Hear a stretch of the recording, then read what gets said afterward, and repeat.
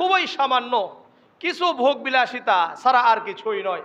এই জন্য মুসলমানদের, মুমিনদের আনন্দ বেদনা হবে আখিরাত কেন্দ্রিক, আর কাফেরদের আনন্দ বেদনা হলো দুনিয়া কেন্দ্রিক।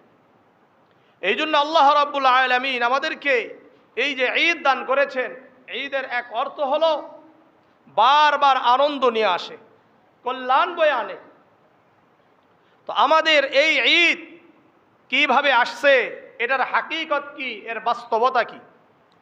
সুনানে আবি দাউদের 1334 নম্বর হাদিস, عن أنس بن مالك رضي الله تعالى عنه قال قدم رسول الله صلى الله عليه وسلم المدينة ولهم يومان يلعبون فيهما فقال رسول الله صلى الله عليه وسلم ما هذان اليومان। আনাস ইবনে মালিক রাদিয়াল্লাহু তাআলা আনহু বর্ণনা করেন, আল্লাহর রাসূল সাল্লাল্লাহু আলাইহি ওয়াসাল্লাম যখন মক্কা থেকে মদিনায় হিজরত করে আসলেন, এসে দেখলেন মদিনাবাসী 2 দিন আনন্দ উল্লাস করে। কয় দিন? 2টা দিনে আনন্দ উল্লাসে মেতে উঠে। আল্লাহর রাসূল বললেন, মা হাদানিল ইয়াউমানি, তোমরা এই 2 দিন কিভাবে পেয়েছো, কবে থেকে এটা উদযাপন করো? ক্বালু কুন্না নালআবু ফীহিমা ফিল জাহিলিয়া, তারা বলল আমরা জাহিলি যুগ থেকে এই 2 দিনে খেলাধুলা করি, আনন্দ উল্লাস করি। ফাকালা রাসূলুল্লাহ সাল্লাল্লাহু আলাইহি ওয়াসাল্লাম, আল্লাহর রাসূল বললেন, ইন্নাল্লাহ ক্বাদ আবদালাকুম বিহা খায়রাম মিনহুমা ইয়াউমাল আযহা ওয়া ইয়াউমাল ফিতরি, নিশ্চয় আল্লাহ রাব্বুল আলামিন তোমাদের এই 2 দিনের পরিবর্তে এর থেকে উত্তম 2টি দিন দান করলেন উৎসব পালন করার জন্য। 1 নম্বর ইয়াউমুল আযহা, কুরবানির ঈদ, আর 2য় নম্বর ঈদুল ফিতর অর্থাৎ রমাদানের ঈদ।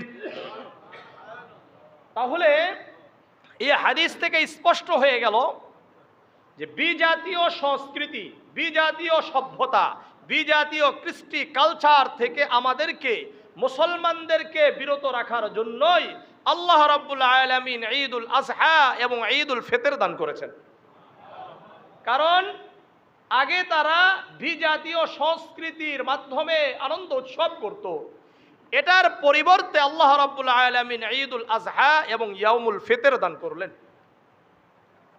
এ কারণে আল বাইহাকির 303 নম্বর 304 নম্বর পৃষ্ঠায় ইমাম হাসান আল বসরি রাহিমাহুল্লাহর একটি চমৎকার উক্তি রয়েছে। উনি বলেন, আম্মা ইয়াউমুল ফিতরি ফাসালাতুন ওয়া সাদাকাতুন, ইয়াউমুল ফিতর, ঈদুল ফিতর হলো সালাত আর সদকার নাম।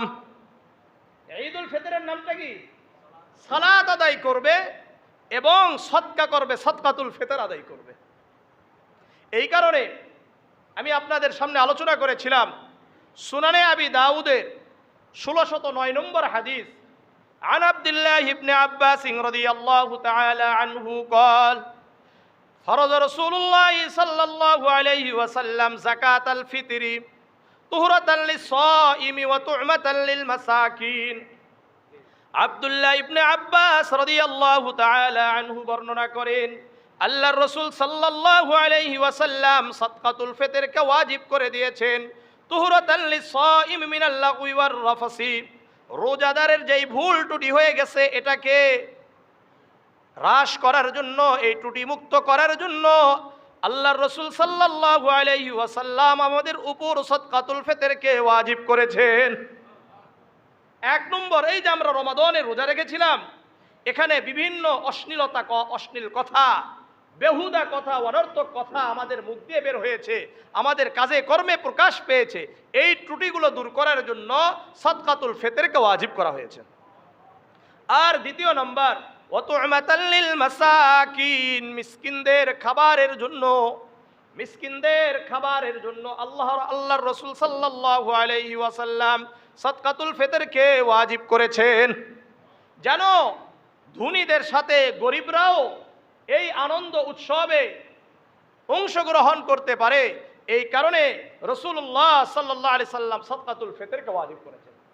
মান আদ্দাহা ক্বাবলা আস-সালাত ফাহিয়া যাকাতুন মাকবুলাতুন, যে ব্যক্তি ঈদুল ফিতরের আগে সাদকাতুল ফিতর আদায় করলো, ওই ব্যক্তির এই সাদকাতুল ফিতর আল্লাহর কাছে গ্রহণ হয়ে যাবে।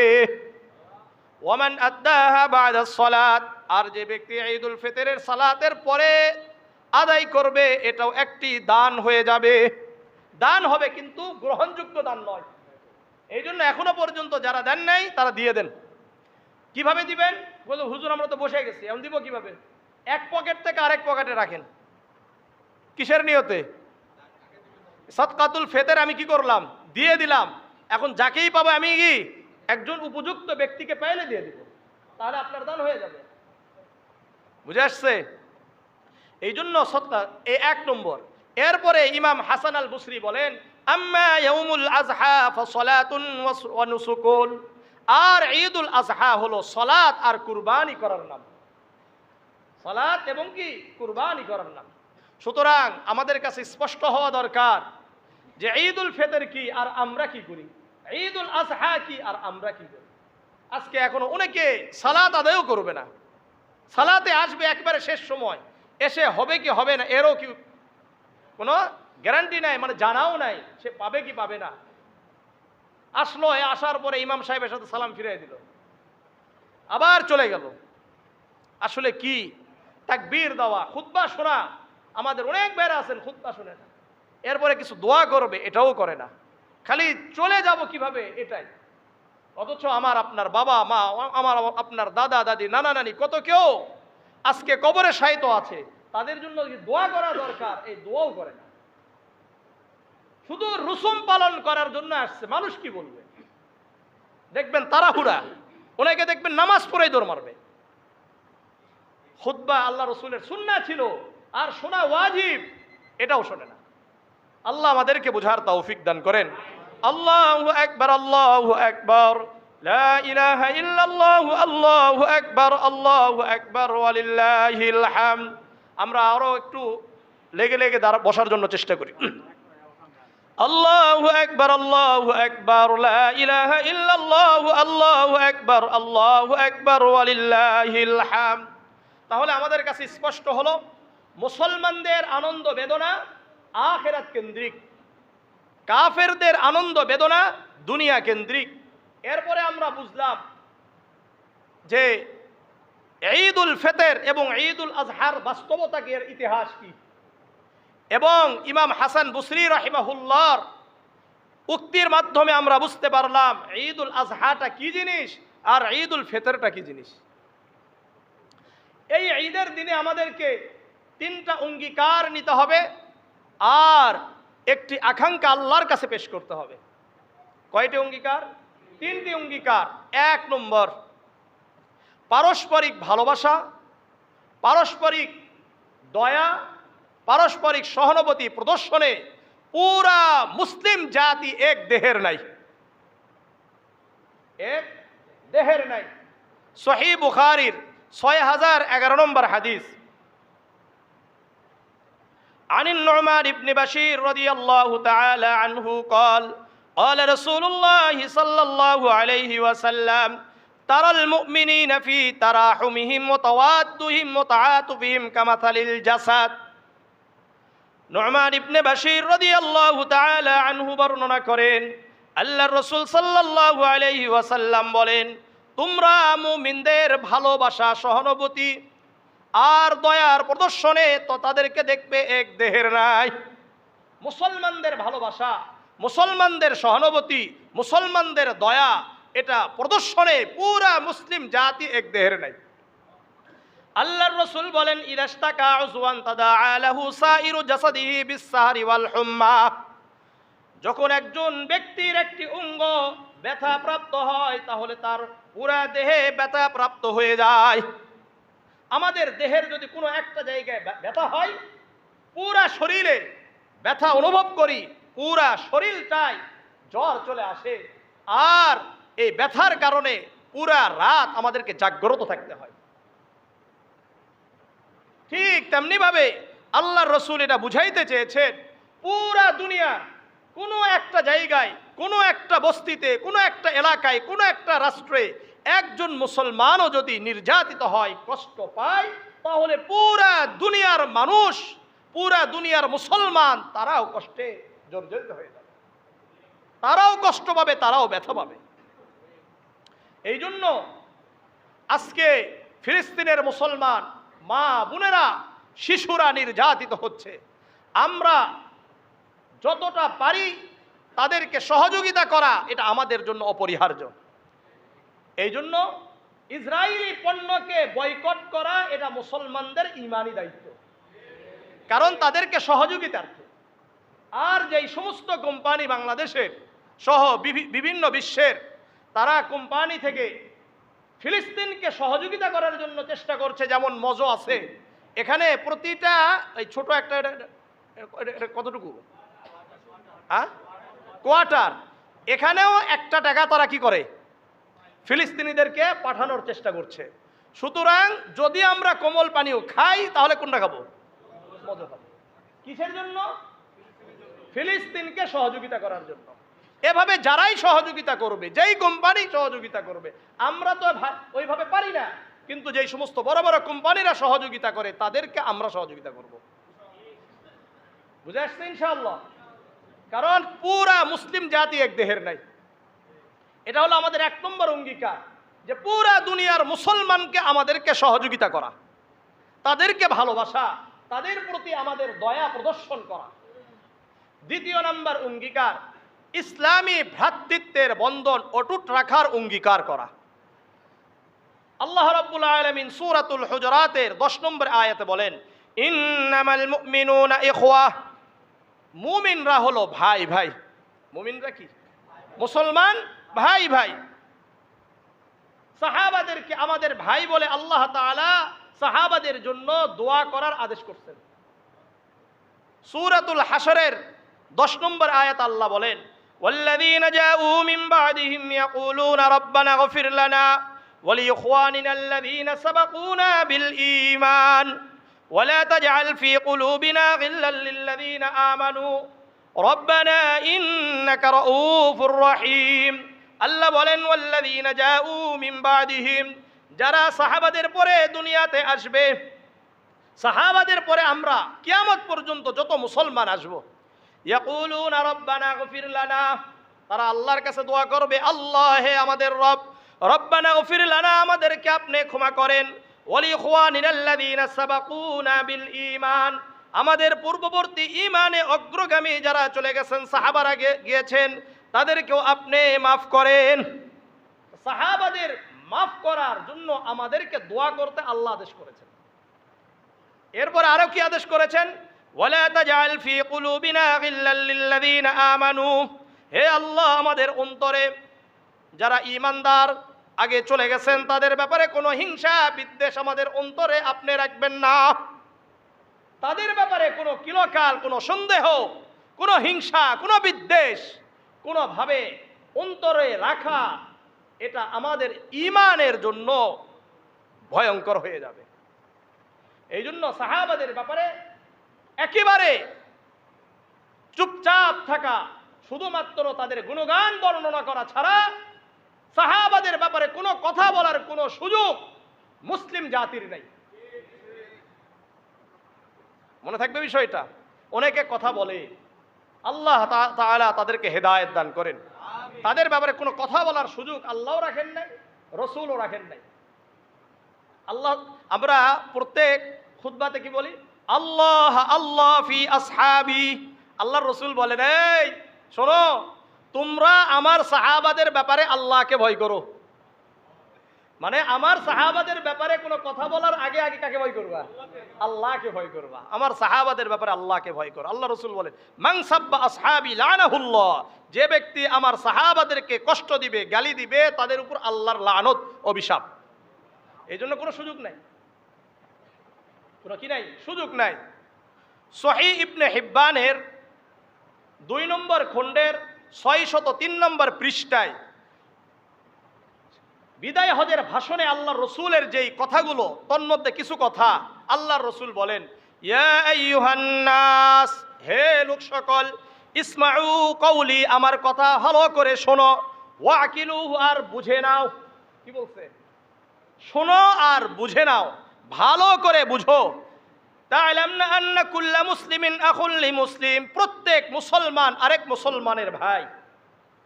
ওয়া আন্নাল মুসলিমিনা ইখওয়া, মুসলমান মুসলমানের ভাই ভাই। ওয়ালা ইয়াহিল্লু লিইমরিইম মিন আখিহি ইল্লা মা আ'তাহু আন তিবি নাফসিম মিন, একজন মুসলমান আরেকজন মুসলমানের সম্পদ তাদের সন্তুষ্ট চিত্ত ছাড়া ব্যবহার করা হারাম।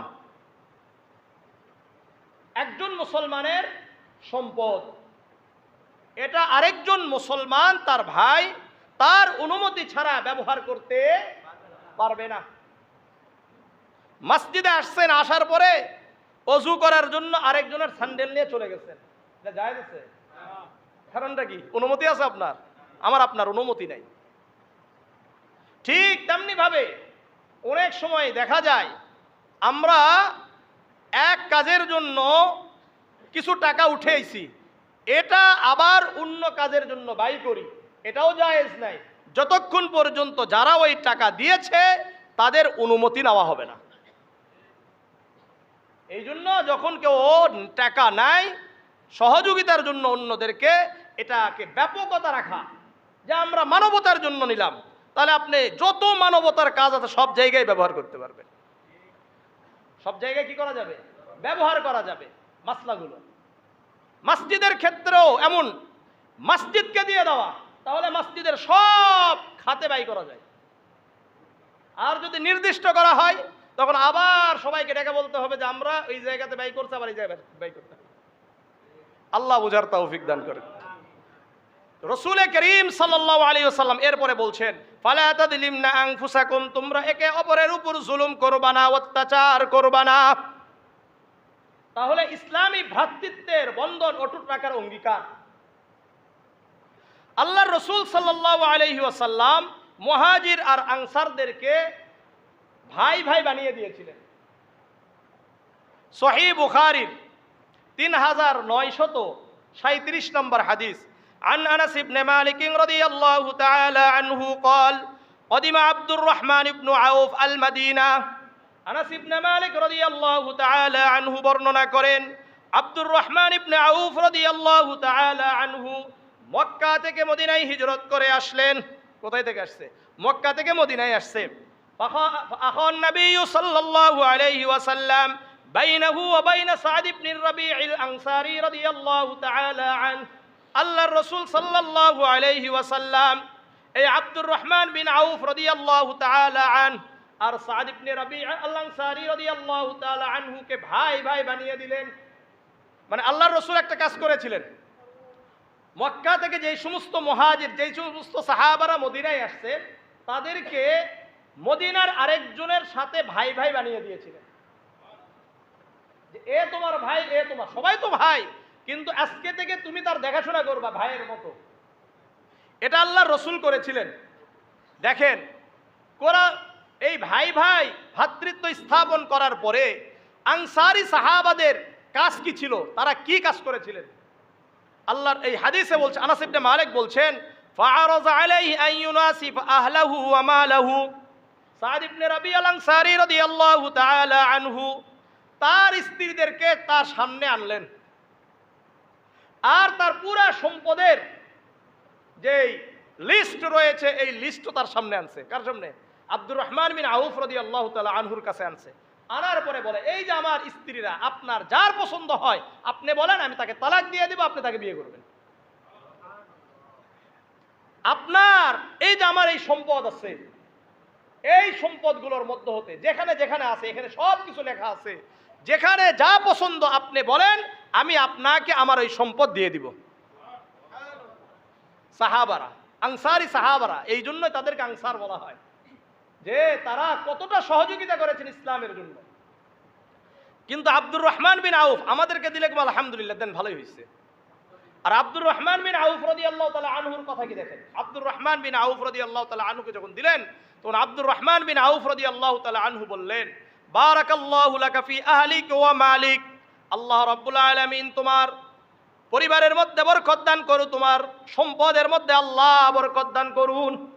তোমার পরিবারের মধ্যে আল্লাহ বরকত দিক, তোমার সম্পদের মধ্যেও বরকত দিক, আমার দরকার নাই, তুমি যে আমার ভাই এটাই যথেষ্ট, দুল্লানি আলা সুক, আমাকে বাজার দেখিয়ে দাও, আমি বাজারে গিয়ে ব্যবসা করব।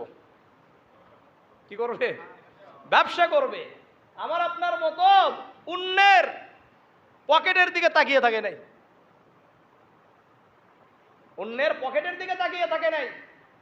আজকে ভিক্ষাবৃত্তিটা এমন পর্যায়ে চলে গেছে, এই ভিক্ষাবৃত্তির কারণে আজকে কত মানুষ যে অলস হয়ে গেছে এর শেষ নেই। ভিক্ষাবৃত্তি এটা ইসলাম সাপোর্ট করে না। একেবারে তাদেরকেই দেওয়া উচিত যারা আসল পাওয়ার উপযুক্ত। বুঝে আসছে?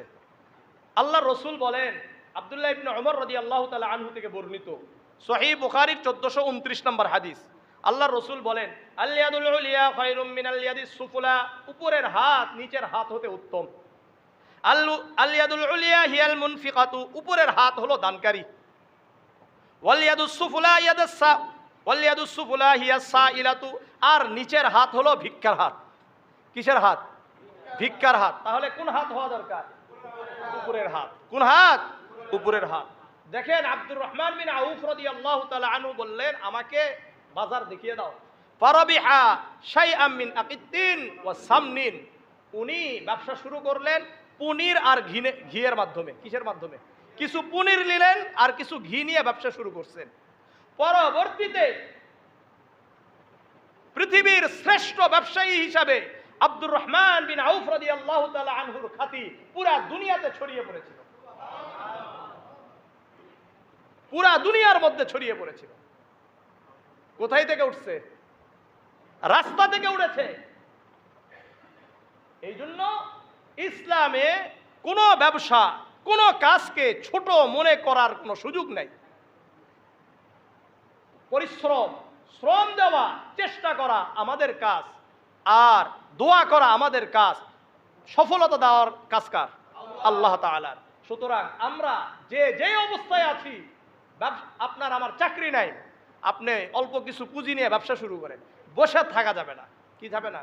বসে থাকা যাবে না। যেই জায়গায় আছেন সেখান থেকে চেষ্টা করেন আল্লাহ তাআলা যেন আমার আপনার রিজিকের মধ্যে প্রশস্ততা দান করেন। রিজিকের মধ্যে প্রশস্ততা এটা খুব বেশি জরুরি। আপনার রিজিকের মধ্যে প্রশস্ততা আসলেই আপনার নামাজ পড়তে বেশি ভালো লাগবে, আপনার আমার তাহাজ্জুদ পড়তে বেশি ভালো লাগবে, আপনার মন ভালো থাকবে, আপনার পরিবার ভালো থাকবে। পরিবারের উপর খরচ করা এটা রসুলের সুন্নত। আজকে আমরা এগুলো ভুলে গেছি। পরিবারকে কষ্ট দিয়ে ইসলাম পালন করার কোনো সুযোগ ইসলাম রাখে নাই। এই জন্য বুঝতে হবে, আমরা হাদিস পড়ি না, খালি 2-3টা হাদিস পড়ে মনে করলেন কি শুরু হয়ে গেছে। অথচ এই যে আব্দুর রহমান বিন আউফ রাদিয়াল্লাহু তাআলা আনহুর জীবনী, ওসমান ইবনে আফফান রাদিয়াল্লাহু তাআলা আনহুর জীবনী, এরকম বড় বড় সাহাবীদের জীবনী, তাবিঈনদের জীবনী আমরা পড়ি না। আমরা 2-3টা পড়ে এসে ফতোয়া দেওয়া শুরু করে দিছি। আল্লাহ আমাদেরকে বুঝার তৌফিক দান করে। তো আব্দুর রহমান বিন আউফ রাদিয়াল্লাহু তাআলা আনহু পরবর্তীতে পুরা দুনিয়া রিচ পারসন হয়েছিলেন। আল্লাহ আমাদেরকেও হালাল ভাবে রিজিক অন্বেষণ করার তৌফিক দান করে। পরাহুন নবী সাল্লাল্লাহু আলাইহি ওয়াসাল্লাম বাদ আইয়াম, ব্যবসা করছেন, হঠাৎ একদিন আল্লাহর রাসূলের সাথে এই আব্দুর রহমান বিন আউফের কিছুদিন পরে আবার দেখা। যখন দেখলেন তখন আব্দুর রহমান বিন আউফ রাদিয়াল্লাহু তাআলা আনহুর সম্পর্কে আনাস ইবনে মালিক রাদিয়াল্লাহু তাআলা আনহু বলছেন, ওয়া আলাইহি ওয়াদারুম মিন সুফরাতিন, আব্দুর রহমান বিন আউফ রাদিয়াল্লাহু তাআলা আনহুর চেহারায়, আব্দুর রহমান বিন আউফ রাদিয়াল্লাহু তাআলা আনহুর কাপড়ে কিছু হলুদ রং দেখতে পাইলেন। ফাকাল নবী সাল্লাল্লাহু আলাইহি ওয়াসাল্লাম, মাহিয়াম ইয়া আব্দুর রহমান, হে আব্দুর রহমান কি ব্যাপার? তখন আব্দুর রহমান বিন আউফ রাদিয়াল্লাহু তাআলা আনহু বলছেন, ইয়া রাসূলুল্লাহ তাযাওয়াজতু ইমরাতাম মিনাল আনসার, আমি আনসারী একজন নারীকে বিবাহ করছি, একজন আনসারী নারীকে বিবাহ করেছি। তো আব্দুর রহমান বিন আউফ রাদিয়াল্লাহু তাআলা আনহুকে আল্লাহ রাসূল বললেন, ফামা সুকতা ফিহা, মহারণা দিয়েছো তো? কি দিয়েছো? মহারণা দিয়েছো। আর আমরা জিজ্ঞাসা করলাম কোন জায়গায় বিবাহ করছো, শ্বশুর কি করে, পরিবারটা কেমন, তাই না? রসুল কি জিজ্ঞাসা করলেন, এই মহারণা দিছো নাকি সেটা বলো আগে। কারণ মহারণা দেওয়া এটা ফরজ, এটার কোনো আজকে আমাদের কি নাই, চিন্তা ফিকির কিছুই নাই। মহারণা দেওয়া ফরজ। কেউ যদি মনে মনে মনে করে যে দিব না, কোনোভাবে সাইড কাটবো, হারাম। ওই বিবাহ হয় নাই, ওই বিবাহ হবে না। যা সন্তান হবে সব জারজ হয়ে যাবে। ভালো করে মনে রাখেন সবাই। যারা এখনো দেয় নাই কি করবেন? আস্তে আস্তে দিয়ে দেন, যেভাবেই হোক দিয়ে দেন, যেভাবেই হোক দিয়ে দেন। ক্ষমা মাফ এটার কোনো সিস্টেম নাই ইসলামে। মহারণা কিসের মাফ? আপনি আজকেই তালাক দেন না, আপনার উপরে মহারণার উপর কেস হয় কিনা দেখেন তো, কিসের মাফ হইল তাহলে? আর মাফ কি? মাফ এটা আবার মাফ কিসের? সলাৎ মাফ আছে নাকি? ফরজ জিনিস আবার মাফ হয় কিভাবে? আপনার আমার ফজরের নামাজ মাফ আছে, যাকাত মাফ আছে, হজ মাফ আছে, যাদের উপর হজ ফরজ, রমাদানের রোজা মাফ আছে নাকি? তাহলে মহারণা আবার মাফ হয় কিভাবে? এই মাফ এগুলো চিন্তাই বাদ দেন, মনে থাকবে তো ইনশাআল্লাহ। এরপরে দেখেন আব্দুর রহমান বিন আউফ, এগুলো ভালো করে বুঝেন বিষয়। এখানে একটা বড় ব্যাপার, আমরা কি করতাম? আরে তুমি আমাকে বললা না আমি রসুল, তুমি আমাকে না জানিয়ে বিবাহ করলা। আল্লাহ রসুল কি এটা বলছেন? আল্লাহ রসুল এটাও বলেন নাই। আল্লাহ রসুল জিজ্ঞাসা করলেন কি, এটা বুঝেন ভালো করে। এরপরে রসুলকে বললেন, ইয়া রসুল আল্লাহ ওয়াজনা নাওয়াতিম মিন যাহাবিন, ইয়া রসুল আল্লাহ, হে আল্লাহ রসুল শোনেন, আমি একটি খেজুরের বিচির পরিমাণ মহারণা, স্বর্ণ মহারণা দান করছি। আল্লাহ রসুল তারপরে কি বলছেন? হে আব্দুর রহমান, আউলি মলাউ বিশাতিন, একটি বকরি দিয়ে হলেও তুমি কিন্তু অবশ্যই অলিমা করে নিবা। অলিমা মানে বিবাহের পরে মানুষদেরকে খাওয়ানো। এটা কি কনের পক্ষ থেকে না বরের পক্ষ থেকে? কনের পক্ষ থেকে। কনের বাড়িতে কোনোভাবে এটা বলার কোনো সুযোগ নাই যে আপনারা আমাদেরকে খাওয়াবেন, এটা জায়েজ নয়, এটা হারাম খাবার, এটা হারাম খাবার। হ্যাঁ, যদি কোনে পক্ষ নিজের থেকে বলে যে না আমি আপনাদেরকে খাওয়াতে চাই, তাহলেই জায়েজ হবে। কিন্তু আমরা 200 জন আসবো, আমরা 500 জন আসবো, এটা জায়েজ নেই, এটা জায়েজ নাই, এটা জায়েজ নাই। এটা স্পষ্ট ভাবে মনে রাখেন সবাই। যদি ইসলামকে মানতে চান, ইসলাম না মানলে আপনার সাথে আমার কোনো কথা নেই। কথা বুঝায় থাকবে? নারীদেরকে আল্লাহ তাআলা যতভাবে মূল্যায়ন করতে পারছেন ততভাবেই করছেন। ইসলাম নারীদেরকে যতটা পারছেন মূল্যায়ন করার জন্য চেষ্টা করছেন। নারীদের কোনো কিছু নাই। আপনাকে যে তার কলিজার টুকরা দিয়েছে, লাখ লাখ শুকরিয়া আদায় করেন। প্রত্যেক বাবা তার মেয়েকে কি পরিমাণ ভালোবাসে, আপনি বাবা হন তারপরে বুঝতে পারবেন। আর ওই কলিজার টুকরা আপনাকে দিচ্ছে, এর সাথে আপনাকে নাকি আরো কিছু দিতে হবে। লজ্জা থাকা দরকার। আমাদের লজ্জা নেই, তাই আমরা তাদের কাছ থেকে চাই। আবার এই যে কি গেল, রমাদান গেল না, অনেকের বাড়ির ইফতার শ্বশুর বাড়ির ইফতার ছাড়া হয় নাই। লজ্জা লজ্জা লজ্জা। এটা ঈদ নাকি হয় না শ্বশুর বাড়ির না হলে, মানে লজ্জা না থাকলে যা হয়। বরং উচিত ছিল, আপনাকে কলিজার টুকরা দিয়েছে, এখন যতটা পারা যায় শ্বশুর শাশুড়িকে দেওয়া, যতটা পারা যায় শ্বশুর শাশুড়িকে দেওয়ার জন্য চেষ্টা করা। কারণ আপনাকে যেই নারীটা দিয়েছে আপনার সংসারের জন্য, আপনার শুকরিয়া আদায় করে প্রতি ঈদে এবং বিভিন্ন সময় আপনার হাদিয়া দেওয়া দরকার। কাদেরকে? শ্বশুর শাশুড়িকে। কিন্তু আমরা দিই না। আল্লাহ বুঝার তৌফিক দান করেন, আল্লাহ বুঝার তৌফিক দান করেন। এরপর আল্লাহ রাসূল সাল্লাল্লাহু আলাইহি ওয়াসাল্লাম আমাদেরকে ভাই বলেছেন। কাদেরকে ভাই বলছেন? আমাদেরকে ভাই বলছেন। খুবই আশ্চর্যজনক হাদিস এটা। সহিহ মুসলিমে 472 নম্বর হাদিস। عن أبي هريرة رضي الله تعالى عنه قال أن رسول الله صلى الله عليه وسلم أتى المقبرة। আবু হুরায়রা রাদিয়াল্লাহু তাআলা আনহু বর্ণনা করেন, আল্লাহর রাসূল সাল্লাল্লাহু আলাইহি ওয়াসাল্লাম একটি কবরস্থানে আসলেন। এসে বললেন, আসসালামু আলাইকুম দার কওমিল মুমিনিন ওয়া ইন্না ইনশাআল্লাহু বিকুম লাহিকুন। আসসালামু আলাইকুম, হে মুমিন কবরবাসী, তোমাদের উপর আল্লাহ তাআলার পক্ষ থেকে শান্তি বর্ষিত হোক, শান্তি বর্ষিত হোক তোমাদের উপরে। ওয়া ইন্না ইনশাআল্লাহু বিকুম লাহিকুন, অতি সত্বর আমরাও তোমাদের সাথে মিলিত হব। কবরবাসীদেরকে আল্লাহ রাসূল বলছেন। এরপরে আল্লাহ রসুল কি বলেন দেখেন, ওয়াদিতু আন্না ক্বাদ রাআইনা ইখওয়ানানা, আমার খুব ইচ্ছে হয় আমি আমার ভাইদের সাথে সাক্ষাৎ করি, আমি আমার ভাইদের সাথে সাক্ষাৎ করি। সাহাবারা বললেন, ইয়া রাসূলুল্লাহ ইয়া হাবিবাল্লাহ আওয়ালাসনা ইখওয়ানাক, ইয়া রাসূলুল্লাহ ইয়া হাবিবাল্লাহ, আমরা কি আপনার ভাই নয়?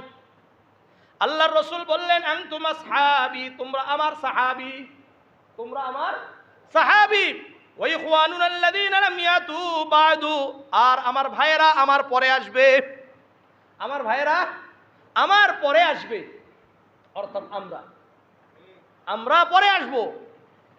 তখন সাহাবারা বললেন, ক্বালু তাইফ তা'রিফু ইয়া রাসূলুল্লাহ ইখওয়ানাক মান লাম ইয়াতি বা'দুম মিন উম্মাতিকা ইয়া রাসূলুল্লাহ, ইয়া রাসূলুল্লাহ ইয়া হাবিবাল্লাহ, আপনার পরে যেই উম্মত আসবে তাদেরকে আপনি কিভাবে চিনবেন, কিভাবে তাদেরকে আপনি চিনবেন?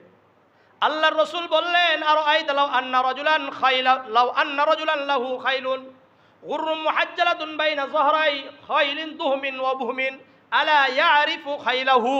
আল্লাহর রাসূল বললেন, হে আমার সাহাবীরা শোনো, অনেকগুলো কালো রঙের ঘোড়ার মধ্যে যদি কিছু সাদা পাওয়ালা, হাতওয়ালা, কপালওয়ালা কিছু ঘোড়া মিশে যায়, তাহলে কি এই ঘোড়াগুলোর মালিক তার ঘোড়াগুলোকে কি চিনতে পারবে? চিনবে না? অনেকগুলো কালো ঘোড়া, এর মধ্যে কিছু সাদা ঘোড়া ঢুকে গেছে, মানে কপালটা সাদা, হাত পা গুলো কি সাদা রঙের, এই সমস্ত ঘোড়াগুলোকে কি চিনতে সমস্যা হবে? সমস্যা হবে। ক্বালু বালা, সাহাবারা বললেন, ইয়া রাসূলুল্লাহ ইয়া হাবিবাল্লাহ, কোনো সমস্যা হবে না, চিনে নিবে। আল্লাহর রাসূল বললেন, ইন্নাহুম ইয়াতুনা গুররাম মুহাজ্জালিনা মিনাল বুজুই, আল্লাহর রাসূল বললেন, আমার ভাইয়েরা যখন কিয়ামতের ময়দানে আসবে, তাদের চেহারাগুলো, তাদের হাত পা গুলো ওযুর কারণে জ্বলজ্বল করতে থাকবে। ওয়া আনা ফারাতুহুম আলাল হাউজি, আর আমি হাউজে কাউসারের কাছে থাকবো। আমি কোথায় থাকবো? হাউজে কাউসারের কাছে থাকবো। এরপরে আল্লাহর রাসূল বলেন, আমি তাদেরকে পানি পান করাতে থাকবো।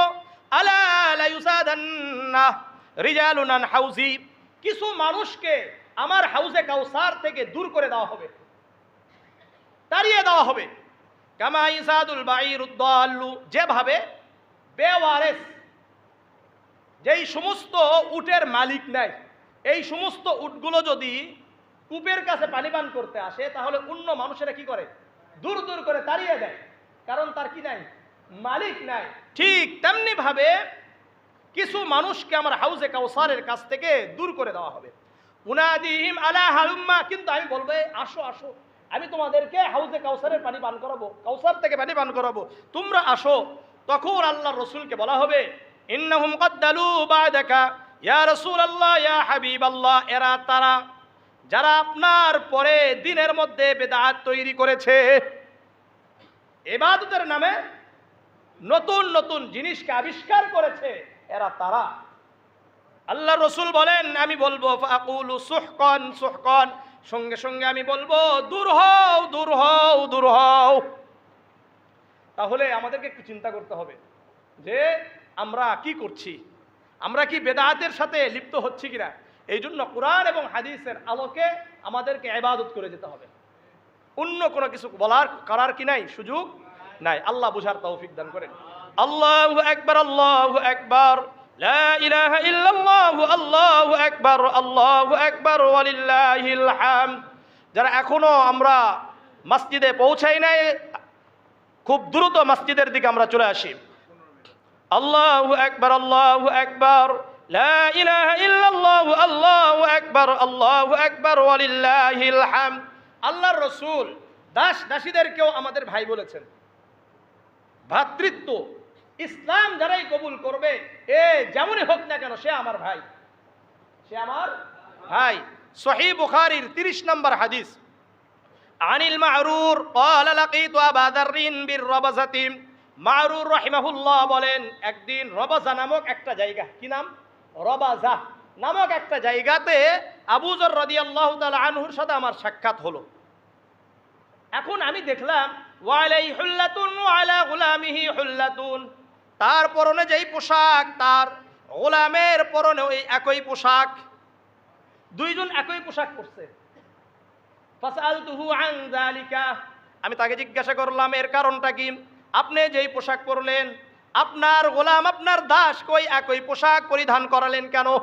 আপনারটা একটু দামি হবে, আপনার গোলামের পোশাকটা একটু কম দামি হবে, অন্য সাইজের হবে, এটা হওয়া উচিত ছিল, কিন্তু আপনার একই পোশাক একই পোশাক পরার কারণটা কি? তখন উনি বললেন, একদিন ইন্নী সাবাবতু রাজুলান ফাআইয়ারতুহু বিউম্মিহি, আমি একদিন আমার এক গোলামকে গালি দিলাম এবং তার মাকে তুলে গালি দিলাম। কি তুলে? মা তুলে গালি দিলাম। আমাদের বর্তমান কর্মচারীদেরকে অধিকাংশ যারা স্যার হন, বস হন, তারা মা তুলেও গালি দেয়। ব্যবসায়ীরাও দেয় কি দেয় না? দেয়। আল্লাহ রসুল সাল্লাল্লাহু আলাইহি ওয়াসাল্লাম এটা দেখতে পাইলেন।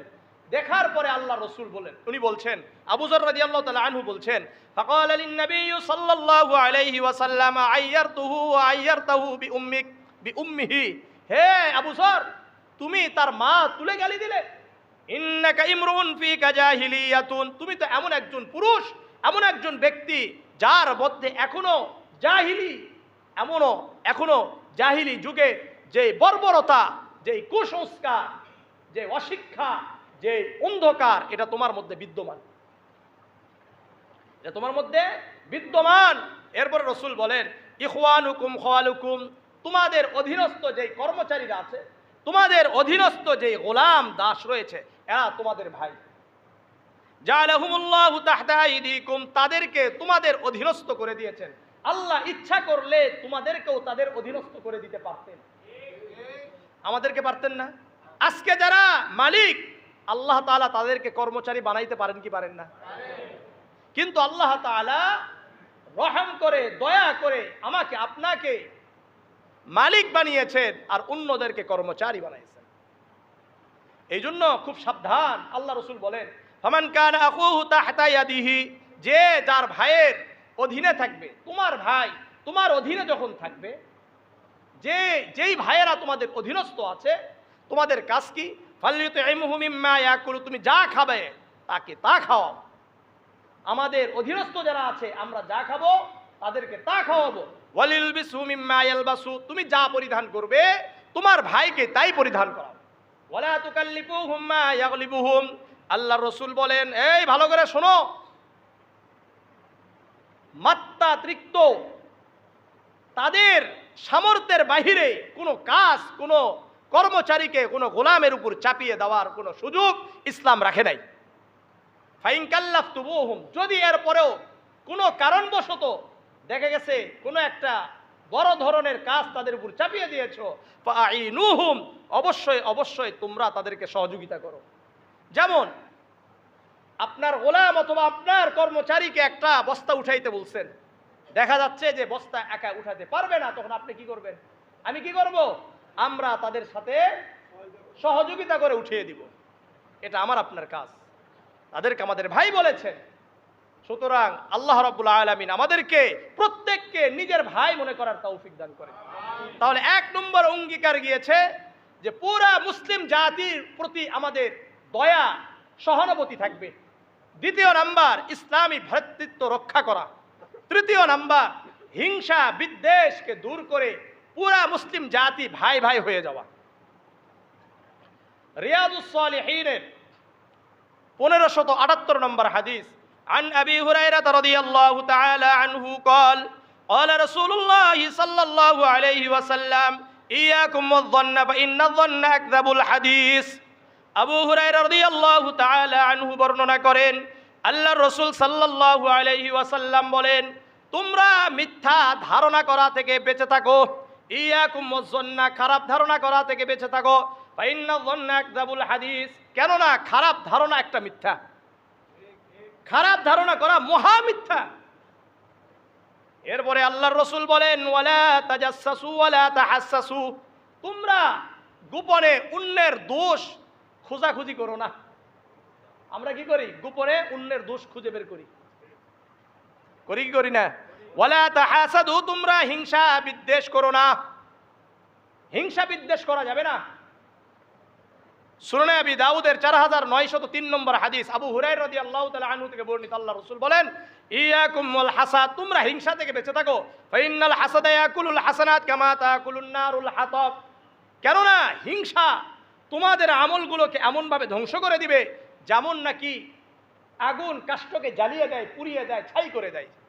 ঠিক তেমনিভাবে যাদের মধ্যে আমাদের হিংসা থাকবে আমাদের আমলগুলোকে নষ্ট করে দিবে।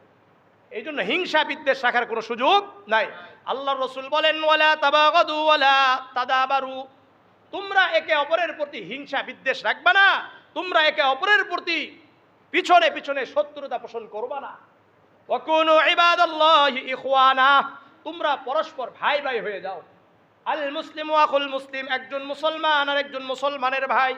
লা ইয়াদলিমুহু ওয়ালা ইয়াসলিমুহু ওয়ালা ইয়াহকিরুহু, একজন মুসলমান আরেকজন মুসলমানের উপর জুলুম করতে পারে না, একজন মুসলমান আরেকজন মুসলমানকে অসহায় অবস্থায় ছেড়ে দিতে পারে না, একজন মুসলমান আরেকজন মুসলমানকে অবজ্ঞা করতে, লাঞ্ছিত করতে পারে না। আল্লাহর রাসূল কি বলেন জানেন? বিহাসবিম মিনাশ শাররি আন ইয়াহকিরু আখাহুল মুসলিম, একজন ব্যক্তি খারাপ হওয়ার জন্য যথেষ্ট সে তার ভাইকে অবজ্ঞা করলো, সে তার ভাইকে তুচ্ছ করলো। কাউকে আপনি ছোট করলেন, এর অর্থ হলো আপনি খারাপ। এর অর্থ কি? আপনি খারাপ। আপনি যত বড়ই আলেম হন না কেন, মানুষকে যদি আপনি মানুষের সামনে অপমান করেন তাহলে বুঝতে হবে আপনার কি সমস্যা আছে, আপনি খারাপ। এটা রসুলের ভাষা, এটা আমার ভাষা নয়। কার ভাষা? রসুলের ভাষা। এই জন্য ইনশাআল্লাহ আমরা কখনোই কোন মুসলমান ভাইকে তুচ্ছ করব। আল্লাহ তাআলা আমাদেরকে বুঝার তৌফিক দান করে। তাহলে আমাদের আজকের অঙ্গীকারনামা 1 নম্বর, পুরা মুসলিম জাতির প্রতি আমাদের ভালোবাসা, পুরা মুসলিম জাতির প্রতি আমাদের দয়া সহানুভূতি দেখাতে হবে। 2 নম্বর, ইসলামী ভ্রাতৃত্ব রক্ষা করতে হবে। 3 নম্বর, হিংসা বিদ্বেষ শত্রুতা দূরে সরিয়ে ভাই ভাই হয়ে যেতে হবে। আর আমাদের আজকের আকাঙ্ক্ষা হলো সূরা ইবনে মাজার 199 নম্বর হাদিস, আল্লাহ রসুল সাল্লাল্লাহু আলাইহি ওয়াসাল্লাম বলতেন, ওয়াকানা রাসূলুল্লাহ সাল্লাল্লাহু আলাইহি ওয়াসাল্লাম, আল্লাহ রসুল সর্বদা দোয়া করতেন, ইয়া মুসাব্বিতাল কুলুব সাব্বিত কুলুবানা আলা দীনিক, হে অন্তরের স্থিরতা দানকারী, আপনি আমাদের অন্তরকে দ্বীনের উপর অবিচল রাখুন। আজকে আমাদের আল্লাহর কাছে চাওয়া, আল্লাহর কাছে প্রার্থনা করা, আল্লাহ আলহামদুলিল্লাহ রমাদান পুরা মাসটা আমরা সিয়াম সাধনা পালন করেছি, রোজা রেখেছি, খারাপ কাজ থেকে বেঁচে থাকার জন্য চেষ্টা করেছি। আল্লাহ মৃত্যু পর্যন্ত যেন আমরা এই দ্বীনের উপরে, এই সালাতের উপরে, এই খারাপ কাজ থেকে নিজেদেরকে বিরত রাখতে পারি। আল্লাহু আকবার, আল্লাহু আকবার, লা ইলাহা ইল্লাল্লাহু, আল্লাহু আকবার, আল্লাহু আকবার, ওয়া লিল্লাহিল হামদ।